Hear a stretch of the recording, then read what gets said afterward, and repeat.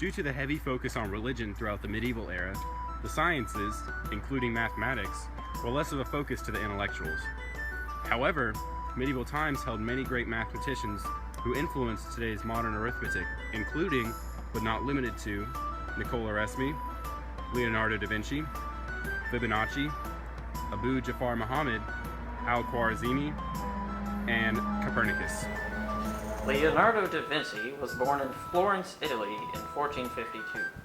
His areas of strength included painting, sculpting, architecture, science, music, mathematics, engineering, inventing, anatomy, biology, astronomy, writing, history, and cartography. His inventions included some of the first war vehicles, such as airplanes, tanks, and even rudimentary helicopters. Most famous for his painting the Mona Lisa and the Last Supper. He mainly used mathematics for painting, architecture, and sculpting, which revolutionized the way many artists work. Leonardo da Vinci was once quoted saying, "Anyone who has not studied math should not even attempt to read my works." Also credited with inventing one of the first adding machines, a predecessor to the calculator. Your thing. Abu Jafar Muhammad.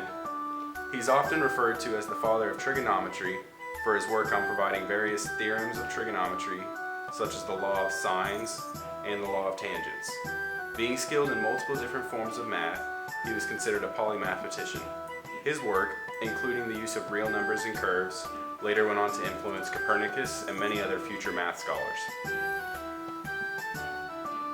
Nicolaus Copernic, also known as Nicholas Copernicus, was well known for proposing the heliocentric universe, and he was an important figure in mathematics history. Most of his contributions to the area of math were in trigonometry. The symmetry of nature inspired most of his work, and he believed that the gods' designs were mathematical. Much like Da Vinci, Copernicus's works were intended for mathematically mature audiences. His book, Little Commentary, was one of the first works to suggest a heliocentric universe. This was only distributed to his close friends due to the fear of banishment from the intellectual community. On his deathbed in 1543, Copernicus received the first copy of his book, which included his life's work on astronomy, mathematics, and nature. He died of a stroke, unmarried, and without children, having devoted his entire life to science. Al-Khwarizmi, along with his Greek predecessor Diophantus, was the father of algebra. In his book, The Compendious Book on Calculation, by completion and balancing, he explains ways to solve for roots of the first and second degree in polynomial equations.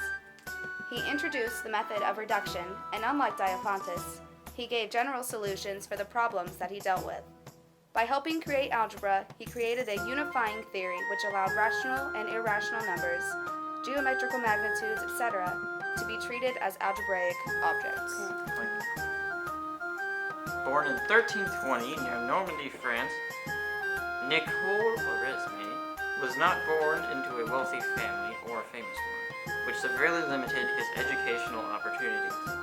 Regardless of his family's poverty, he advanced with his doctorate from the College of Navarre in 1356. Resmi was mainly focused on theology, natural philosophy, astronomy, and mathematics. He spent most of his life devoted to the church and was eventually appointed to the dean of the Roven Cathedral in 1364.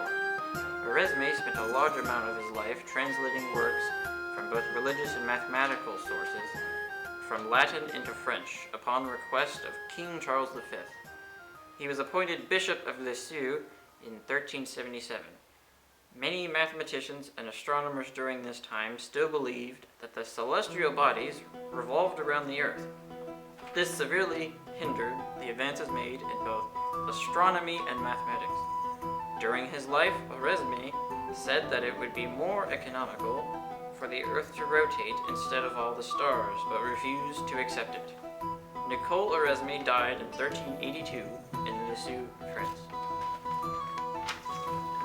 Leonardo Bonacci, otherwise known as Fibonacci, or Leonardo of Pisa, was a man of numbers and introduced the decimal system with the help from previous Hindu, Arabic, and Greek mathematicians. He brought algebra to Europe. If it weren't for Fibonacci's translations of older mathematical texts, we would not have modern mathematics, such as trigonometry and algebra.